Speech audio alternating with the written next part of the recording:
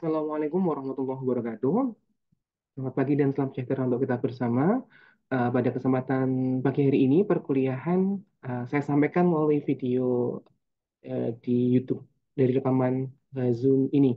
Baik, teman-teman semuanya, pada kesempatan kali ini kita akan melanjutkan pembahasan kita terkait dengan materi pengembangan masyarakat, yaitu sampai pada bab tema-tema dalam pengembangan masyarakat. Nah, dalam pengembangan masyarakat ini tentu banyak program-program yang dilaksanakan dalam upaya peningkatan kapasitas, baik itu kapasitas individu, kapasitas kelompok, masyarakat, dan sebagainya. Nah, kita memahami bahwa pengembangan masyarakat merupakan upaya sistematis dan terencana, kemudian ditujukan untuk meningkatkan kualitas hidup masyarakat melalui berbagai macam program dan kegiatan. Dan beberapa tema penting dalam pengembangan masyarakat ini mencakup beberapa topik terkait dengan pemberdayaan, bisa peningkatan ekonomi, kesejahteraan, kesehatan, kemudian hal yang lain juga. Nah, bahkan secara spesifik, pengembangan masyarakat ini harus ada tema-tema tertentu atau spesifik pada kajian tertentu agar pengembangan yang diinginkan itu bisa lebih tercapai. Kemudian pemberdayaan masyarakat ini perlu juga menekankan peran partisipasi aktif dari para mitra masyarakatnya, baik itu dimulai dari pengidentifikasian masalah dalam pengambilan keputusan sampai dengan kepemilikan program, pelaksanaan dari program itu sendiri. Kenapa demikian? Harapannya adalah tidak lain tidak bukan. Ketika masyarakat itu memiliki program tersebut, mereka akan menjaganya, berpartisipasi aktif, bahkan sampai dengan merawat dan melanjutkan apa yang menjadi cita-cita atau wujud dari program yang dilaksanakan tersebut. Nah, yang kedua, pemberdayaan masyarakat juga melibatkan terkait dengan pengembangan kapasitas, baik tujuannya adalah untuk meningkatkan keterampilan, pengetahuan, kemudian yang paling penting adalah berujung pada kemandirian untuk menolong dirinya mereka sendiri. Menolong diri mereka sendiri, memberdayakan mereka, kemudian kembali lagi kemanfaatan itu dikembalikan, dinikmati oleh masyarakat itu sendiri. Bukan terlalu bergantung dari fasilitatornya, ketika fasilitatornya sudah pergi, program sudah selesai, terus programnya apa yang sudah dibuat itu mangkrak. Nah, banyak sekali kisah-kisah yang kejadian-kejadian yang demikian ketika masyarakat dari awal tidak dilibatkan secara aktif, mereka merasa bahwa oh ini adalah proyek, ketika kita sudah menyelesaikan ya oke akan selesai begitu ya. Nah, maka dari hal ini sudah eh, selesai dan mereka menganggap bahwa oh proyeknya sudah selesai dan kita nggak punya tanggung jawab untuk melanjutkan itu. Kepemilikannya berkurang dan bahkan mungkin tidak merasa ini suatu program yang harus dilanjutkan lagi. Nah, program yang bagus dari pengembangan masyarakat adalah masyarakat itu memiliki, oh ini aku butuh ini gitu ya. Aku butuh program ini dan ternyata ketika dilaksanakan benar-benar berefek untuk meningkatkan kesejahteraan, meningkatkan ekonominya, dan mereka sudah merasakan itu, dan dari merasakan itu kemudian kalau masyarakat ini merasa bahwa ketika ini dihentikan atau maksudnya berhenti programnya selesai, ya berarti ada kemanfaatan yang akan hilang ketika saya tidak melanjutkan ini. Maka masyarakat akan melaksanakan itu dengan melanjutkan itu dengan sebaik mungkin karena memang sudah tercapai suatu kemandirian tadi. Ketika pendampingnya, fasilitatornya sudah pergi, tidak di situ lagi, mereka dengan kemampuannya sudah terlatih, paham betul apa yang harus dilakukan untuk mengembangkan kegiatan dari pengembangan masyarakat tersebut. Nah, poin penting yang ketiga adalah adanya ketokohan atau kepemimpinan lokal yang lahir dari proses pengembangan masyarakat itu sendiri, leadership-nya muncul.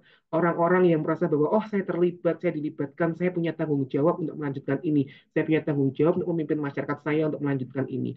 Nah, tumbuhnya pemimpin-pemimpin baru atau kader lokal, tokoh lokal yang menjadi agen pembaharu atau agen yang melanjutkan apa yang selama ini dilakukan oleh fasilitator itu bisa kemudian berjalan dengan baik. Dan inilah salah satu parameter kaderisasi yang baik, munculnya leader-leader baru, tokoh-tokoh lokal yang memang akan secara uh, sistematis melanjutkan dari apa yang sudah dikembangkan di masyarakat itu sendiri. Nah, ini satu poin penting yang harus diwujudkan. Maka dalam kegiatan pengembangan masyarakat, pemberdayaan masyarakat itu jangan sampai ketika justru kita tinggalkan program sudah selesai, kita sebagai fasilitator itu tidak sempat membidik, tidak sempat mengkader tokoh-tokoh lokal untuk menjadi orang-orang, menjadi leader, menjadi pemimpin yang akan melanjutkan apa yang sudah kita mulai itu. Nah, ini eman banget begitu ya. Jadi sedapat mungkin harus diupayakan lahirnya tokoh kepemimpinan lokal jadi masyarakat setempat.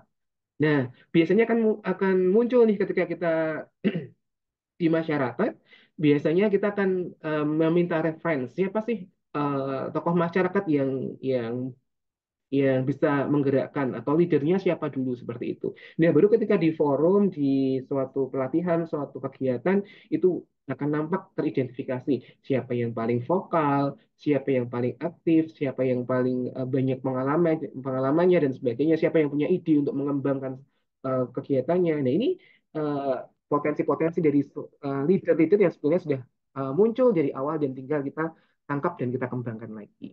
Nah, dari sinilah kemudian tokoh-tokoh itu akan meneruskan perjuangan dari si fasilitatornya. Ya, oke, berikutnya adalah beberapa tema yang bisa kita ambil ketika memang ada spesifik program yang perlu kita kita laksanakan di masyarakat. Topik yang pertama adalah peningkatan kegiatan kesejahteraan ekonomi. Topik ini bisa meliputi bentuknya bisa berupa pelatihan kewirausahaan dengan tujuan untuk memberikan pelatihan dan pendampingan kepada masyarakat untuk mengembangkan usaha yang sifatnya produktif.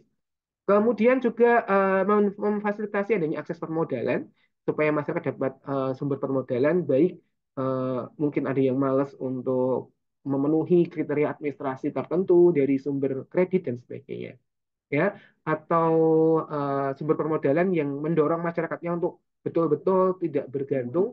Jadi ketika ada pinjaman dan sebagainya, mereka terdorong untuk bisa melunasi itu, bukan kemudian terus digunakan untuk kebutuhan-kebutuhan yang lain, konsumtif dan sebagainya. Full, betul-betul untuk akses modal dari usaha. Jadi ketika usahanya jalan, dia bisa nyaur utang, bayar hutangnya, hutang selesai, dia bisa mengembangkan secara lebih besar lagi dari usaha atau bisnis yang ditekuni masyarakat itu.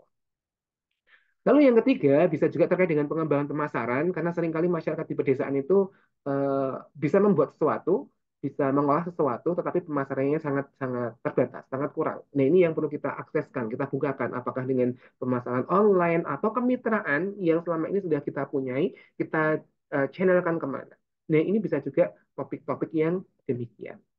Kemudian untuk pengembangan SDM atau sumber daya manusianya bisa berupa peningkatan akses pendidikan ya dengan cara meningkatkan akses dan kualitas pendidikan bagi masyarakat. Misalkan ketika ambil satu contoh ada dua SD yang kemudian di regrouping, kemudian kita melihat misalkan kita sebagai kepala desa, sebagai fasilitator atau tokoh masyarakat melihat ini kenapa anak-anaknya sering kosong, kenapa sekolah ini masyarakatnya lebih banyak memilih menyekolahkan anaknya ke kota dibandingkan ke sekolah ini. Ada apa di situ? Nah, itu yang perlu digali juga dan perlu disadarkan kepada guru-guru untuk meningkatkan kualitas pendidikan yang ada di sekolah tersebut.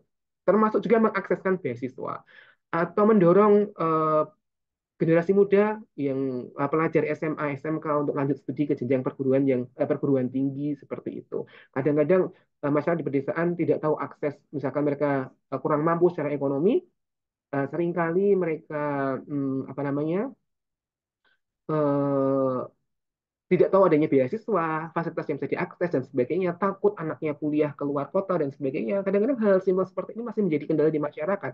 Dan ini yang perlu kita berikan satu pemahaman untuk ketika anak-anak mengambil jalur pendidikan, ya ini menjadi salah satu contoh untuk improve kehidupan kehidupan dalam satu lingkup keluarga itu kelak. Ya, pendidikan untuk memutus rantai kemiskinan di keluarga. Kemudian yang kedua adalah pelatihan keterampilan dengan menyediakan berbagai macam keterampilan sesuai dengan kebutuhan dan potensi lokalnya. Misalkan ada di masyarakat itu misalkan di tempat saya ada beberapa yang bekerja sebagai pengepul sampah, nih ibu-ibunya mungkin bisa digerakkan ke sana. Atau ada peluang misalkan untuk peternakan maggot karena adanya sampah-sampah organik tadi, nah bisa dikembangkan ke arah sana juga. Ada satu cerita yang menarik yang ingin saya share karena kita pernah ya di bank sampah kita menginisiasi bank sampah, kemudian dari bank sampah itu baru mengolah sampah anorganiknya saja yang dijual ke tengkulak, kemudian kita berusaha mengembangkan pengolahan sampah organiknya. Eh, kita sebagai fasilitator latihan dulu untuk mengembangkan budidaya maggot saat itu, tapi ternyata nggak mudah, kita gagal. Tapi begitu kemudian masyarakat lokalnya sendiri latihan sendiri dengan dilatih oleh tetangga yang sudah berhasil ternyata lebih lebih banyak berhasilnya dibandingkan dengan kita yang belajar mandiri begitu ya. Dan sekarang sudah beternak, produknya banyak dipasarkan dan itu laku. Dan kedua, kan, seperti apa ya kayak model eh, induk semang ya. Yang dilatih tadi sudah punya produk, dipasarkan, dijualkan, dititipkan ke yang melatih tadi. Karena yang melatih tadi itu juga punya permintaan yang besar terhadap market, akhirnya terjadi kemitraan yang luar biasa, tumbuh di situ.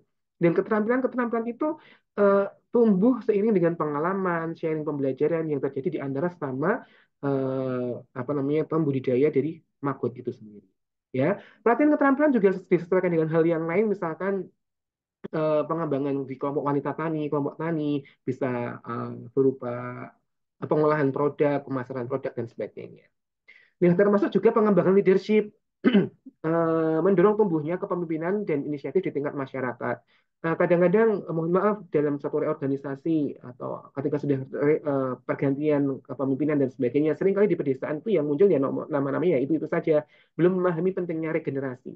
Oh, keberhasilan ini bukan karena saya terus menjabat terus-menerus, karena saya bagus, tapi ditekankan perlunya mengkader, memberikan kesempatan kepada yang lain untuk tumbuh jiwa kepemimpinannya sehingga akan semakin banyak tokoh-tokoh penggerak yang ada di masyarakat. Nah, ini pentingnya juga ya.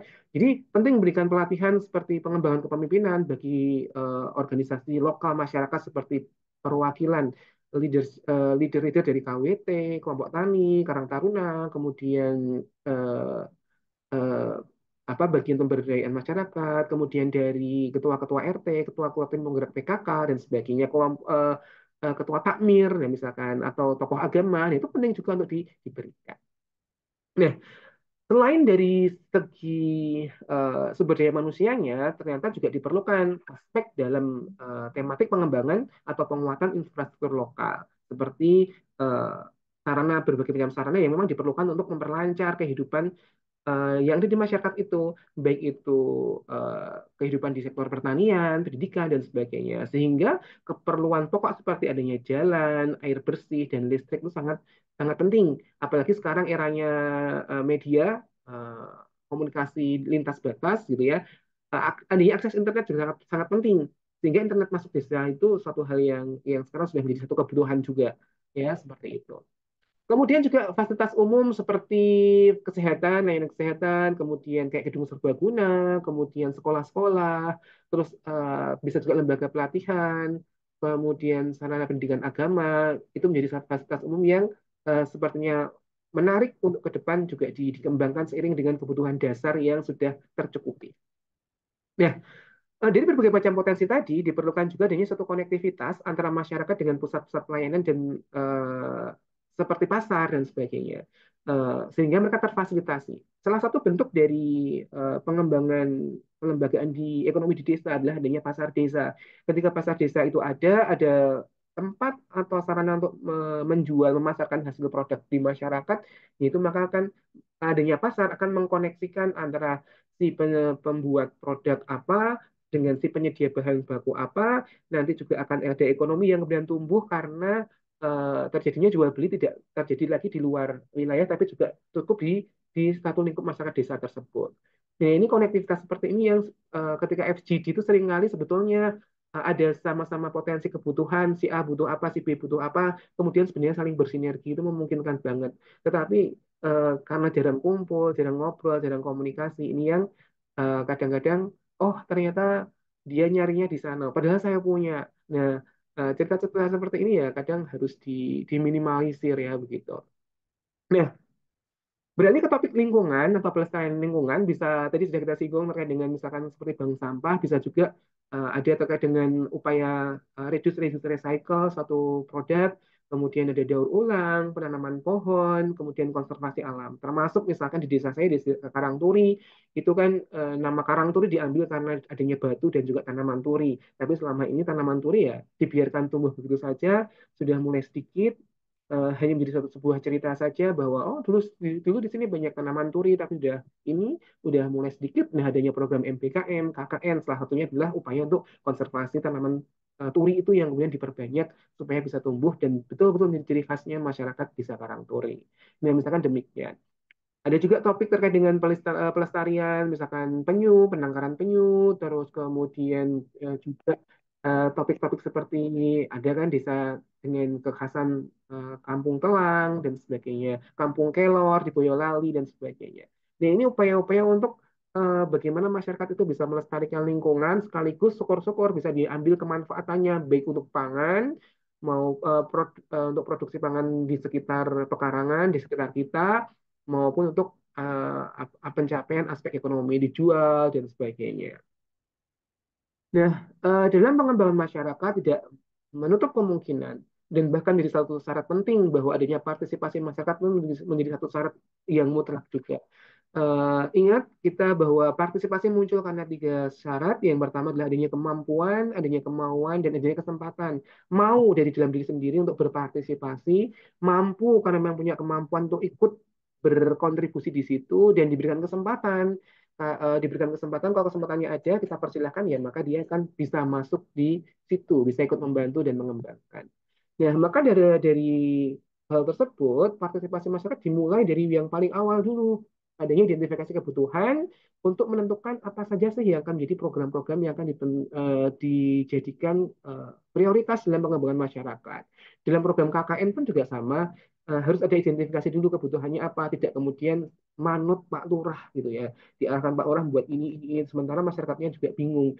Nah, maka dalam roadmap penyelenggaraan KKN setiap semester itu harus ada tematik tertentu, yaitu punya roadmapnya. Oh, misalkan semester ini KKN-nya atau kegiatan pengembangan, kegiatan pengabdian masyarakatnya adalah terkait dengan kebersihan, terkait dengan kelompok wanita tani, program pertanian, dan sebagainya.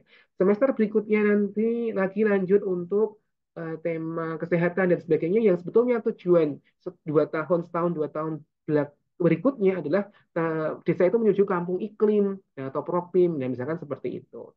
Nah ini kita punya pengalaman untuk membuat roadmap KKN Kampung Iklim dengan alur-alur seperti itu, ya. Begitu. Jadi kebutuhan. Kemudian direncanakan tadi ya per semester ataukah mungkin per tahun ada roadmapnya eh, dan ketika di awal sudah disepakati roadmap itu maka akan enak untuk dievaluasi capaian 6 bulan sekarang, 6 bulan berikutnya, setahun ini, setahun ke depan dan setahun apalagi yang akan dilakukan. Itu akan lebih enak banget dan lebih mudah untuk mengevaluasi pencapaiannya seperti apa dan pencapaian targetnya bagaimana. Nah, sampai dengan pelaksanaan atau implementasi program, dan ini perlu melibatkan peran serta aktif dari masyarakat dalam setiap program yang telah ditetapkan tadi, yang telah ditentukan. Nah, tentu sebagai seorang fasilitator atau sebagai leader di tengah masyarakat dalam program pemberdayaan masyarakat seperti ini, tidak mungkin kita bisa bergerak sendiri. Tentu kita perlu banget untuk mengajak kolaborasi ya, bermitra dengan pemerintah, karena pemerintah punya akses untuk penyediaan berbagai macam kebijakan, bahkan mungkin sumber daya yang bisa kita akses, kemudian juga NGO atau ya seperti Kens ID ya Mas Hasan itu kan tujuannya untuk memberikan pendampingan teknis dan inovasi di program itu.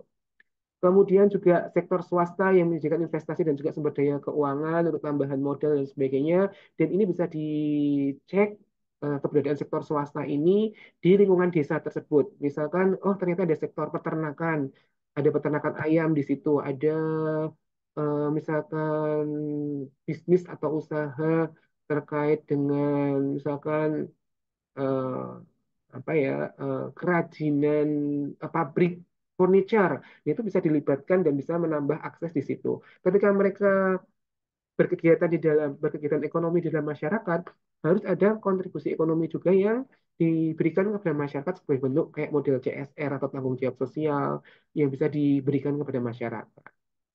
Nah, termasuk masyarakat ini sebagai aktor utamanya bisa mengkontribusikan finansialnya, kepakarannya, maupun kebutuhannya.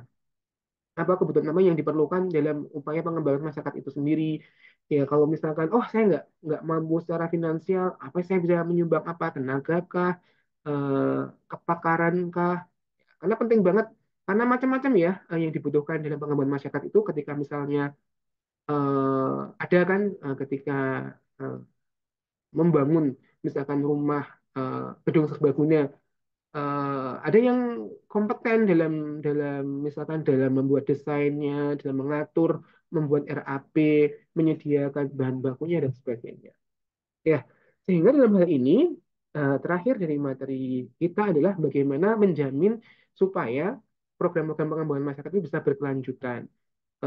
Berkelanjutan ketika fasilitatornya programnya sudah selesai, fasilitatornya sudah tidak di situ lagi, sudah tidak mendampingi lagi, masyarakat tetap menjalankan program-program tersebut.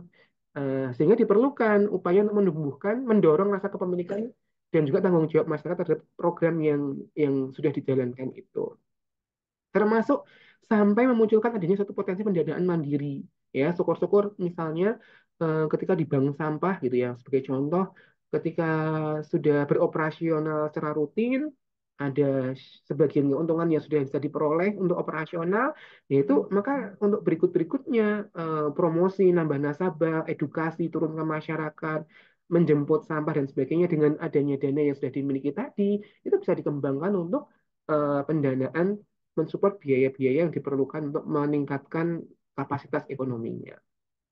Termasuk juga pada akhirnya dengan adanya peningkatan skala usaha, maka akan muncul juga peningkatan kapasitas kelembagaan, adanya SDM ketika memang SDM-nya perlu ditambah, perlu diimprove, perlu dilatih dan sebagainya, itu perlu diberikan program-program pengembangannya. Kalau butuh dana ya ketika sudah ada dana dari poin 2 tadi itu bisa dikembangkan ke yang selanjutnya.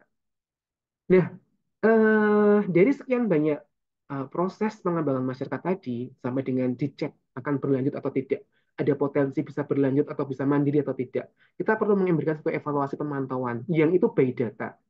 By data itu uh, akan lebih bagus lagi. Misalkan data itu akan berbunyi ya, kalau kita sekedar evaluasinya hanya kualitatif saja, hanya sekedar pengamatan, itu kan kadang-kadang sifatnya subjektif menurut perkiraan dari kita sendiri. Tapi ketika sudah by data, misalkan terjadi peningkatan ekonomi dari berapa ke berapa, dari peningkatan kelembagaannya dari yang sebelum terbentuk sekarang berapa pengurus, bagaimana keaktifannya.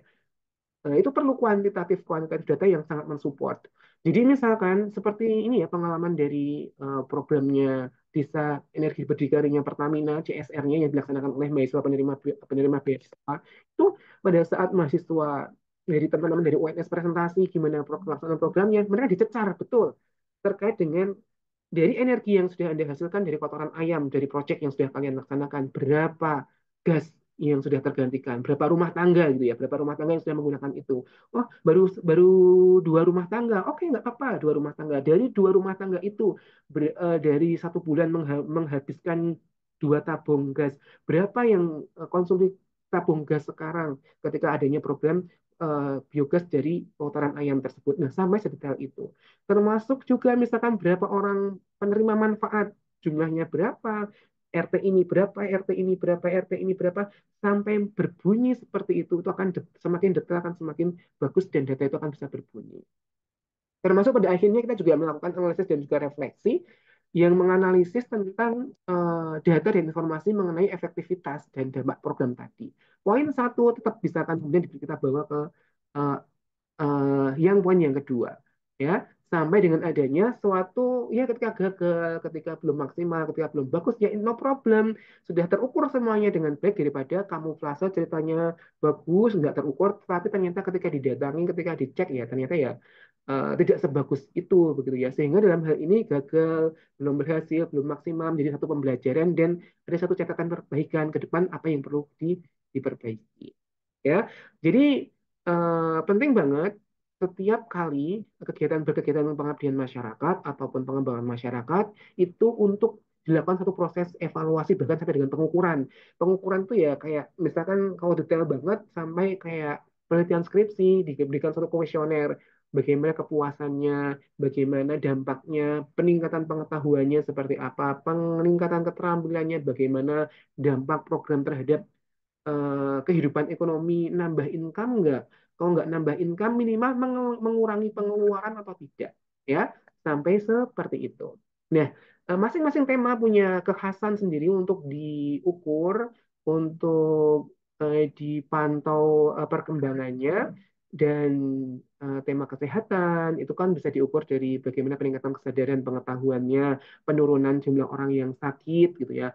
Kalau di ekonomi berapa banyak yang awalnya nganggur sekarang sudah punya tambahan pekerjaan, dari yang awalnya belum punya pekerjaan, nggak punya penghasilan, sekarang dapat peningkatan pendapatan berapa. Terus juga misalnya dari Karang Taruna misalkan, dari yang tidak punya sumber income karena kegiatannya hanya kegiatan yang bersifat non ekonomi. Nah, sekarang dengan adanya pelatihan kewirausahaan, adanya pelatihan leadership, sikap-sikap apa yang kemudian muncul dari apa yang sudah dilatihkan. Ya, oke, begitu banyak sebenarnya tema-tema dari kegiatan pengembangan masyarakat yang bisa dikembangkan dan itu bisa dikembangkan sesuai dengan kekhasan dan kebutuhan di masyarakat. Semoga bermanfaat untuk kuliah pada kesempatan pagi hari ini. Insya Allah ketemu lagi di pertemuan selanjutnya. Saya akhiri. Assalamualaikum warahmatullahi wabarakatuh.